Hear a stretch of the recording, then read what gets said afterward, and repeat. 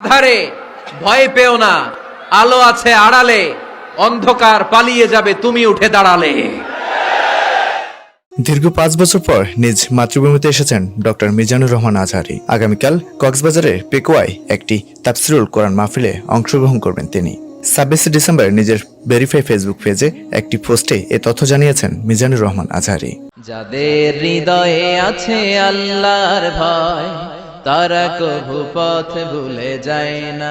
পোস্টে আজহারী লিখেছেন, আলহামদুলিল্লাহ নিরাপদে দেশে এসে পৌঁছালাম।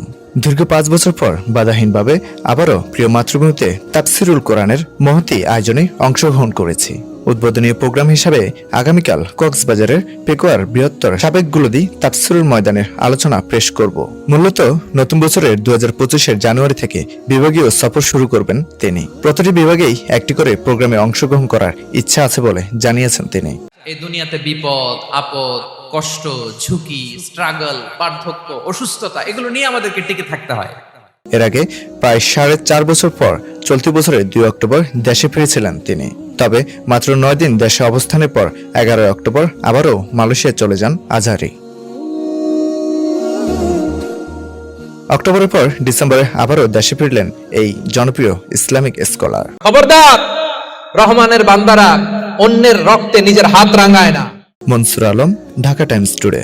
আল্লাহর প্রেম ছাড়া এই দুনিয়া কারো কাছে কোনো কিছু চায় না।